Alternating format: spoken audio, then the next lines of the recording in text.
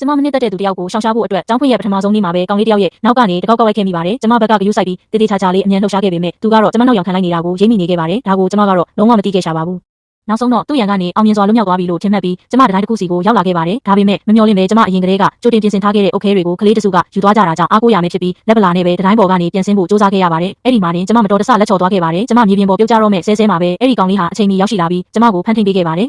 ကျမကသူ့ကိုတမင်တကာရှောင်းနေမှန်းတည်သွားတဲ့အခါသူကကျမကိုလန့်သွားအောင်6လန့်ချင်အောင်ဆောင်လိုက်ပါတယ်ကျမလည်းလန့်ပြတ်သွားပြီးဗီဇအတိုင်းသူ့ကိုတင်းတင်းကြပ်ကြပ်ဖတ်ထားမိပါတော့တယ်နောက်ဆုံးတော့လေကျမသူ့ကိုရှောင်းလို့မလုပ်ခဲ့ပါဘူးကျမတို့နှစ်ယောက်ကျောင်းကအတူတူစီးပြီးကျောင်းသွားခဲ့ကြပါတယ်တတိုင်းပေါ်တက်ခဲ့ရတာကြောင့်လူကအရန်ပင်ပန်းသွားခဲ့လို့ထင်ပါရဲ့ထိုင်နေရင်းနဲ့တင်ကျမဖြည်းဖြည်းချင်းအိပ်ပျော်သွားခဲ့ပါတယ်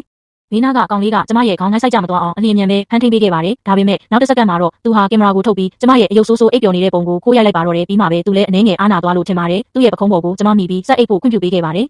ကျောင်းပေါက်ဝကိုရောက်တဲ့အခါကျမကသူ့ကိုကျမနဲ့အနှမ်းကွာမှာပဲနေဖို့သတိပေးလိုက်ပါတယ်ဒါပေမဲ့သူကကျမကိုစကားပြောချင်အောင်ဆောင်ရင်းနဲ့အဲ့ဒီအယုတ်ဆိုးဓာတ်ပုံကိုကျမရဲ့ကြောပြင်မှာတိတ်တဆိတ်လာကတ်သွားခဲ့ပါတယ်ဘာမှမသိရှာတဲ့ကျမကတော့ပျော်ပျော်ရွှင်ရွှင်နဲ့ပဲကျောင်းထဲကိုလှမ်းဝင်သွားခဲ့ပါတော့တယ်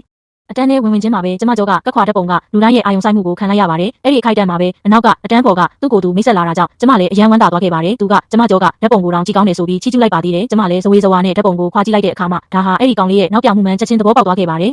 ဒေါသတကြီးနဲ့ကျမစပွဲခုံကိုလက်နဲ့အရှိန်ပြင်းပြင်းရိုက်ချလိုက်မိတဲ့အချိန်မှာမတော်တဆဘေးခုံကတငယ်ချင်းရဲ့စာအုပ်နဲ့လက်နဲ့ကက်စီနီပေါ်ညှိသွားခဲ့ပါတယ်ရုံးကန်ရင်းနဲ့အဲ့ဒီမှတ်စုစာအုပ်ကိုပါစုပ်ခဲမိသွားခဲ့ပါတယ်ဘေးခုံကတငယ်ချင်းရဲ့ဒေါသထွက်နေတဲ့မျက်နှာကိုကြည့်ပြီးကျမမှာအလွန်အမင်းအရှက်ရသွားခဲ့ရပါတယ်နောက်တော့အဲ့ဒီကောင်လေးဟာပထမနှစ်ကျောင်းသားကိုယ်စားလှယ်အဖြစ်စင်ပေါ်တက်ပြီးမိန်ကွန်းပြောခဲ့ပါတယ်စင်ပေါ်ကသူ့ရဲ့ပုံစံကိုကြည့်ပြီးကျမပို့လို့တောင်စိတ်တူလာခဲ့ရပါတယ်ဒါကြောင့်လူတွေအားလုံးထွက်သွားတဲ့အချိန်မှာကျမလည်းစင်ပေါ်တက်ပြီးသူ့ရဲ့ဟန်ပန်တိုင်းလိုက်တူကမိန်ကွန်းပြောချင်အောင်ဆောင်နေခဲ့ပါတယ်ပြီးတော့ကျမကိုယ်တိုင်ဓာတ်ပုံရိုက်ဖို့ပြင်လိုက်တော့မှပဲမတော်တဆစင်ပေါ်ကနေပြုတ်ကျသွားခဲ့ပါတယ်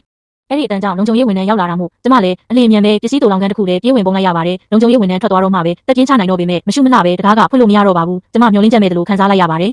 ဘာလို့ရမှန်းမသိဖြစ်နေတဲ့အချိန်မှာပဲအဲ့ဒီကောင်လေးရုတ်တရက်ပေါ်လာတာကြောင့်ကျမလည်းချက်ချင်းပဲအကူအညီတောင်းလိုက်ပါတယ်တကယ်တော့သူကအတန်းဆင်းချိန်မှာလုံခြုံရေးဝန်ထမ်းနဲ့တိုက်ဆိုင်ဆုံခဲ့တာဖြစ်ပါတယ်ကျမရဲ့ကင်မရာကိုမြင်လိုက်ရတာကြောင့်သူကကျမကိုချက်ချင်းလိုက်ရှာနေခဲ့တာပါဒါပေမဲ့သူကကျမကိုကူညီပေးနေရင်းနဲ့တောင်ကျမရဲ့နောက်ထပ်အယုတ်ဆိုးပုံတစ်ပုံကိုထပ်ပြီးရိုက်ဖို့မမေ့ခဲ့ပါဘူးသူ့ရဲ့အပြုအမူကကျမကိုအလွန်အမင်းဒေါသထွက်စေခဲ့ပါတယ်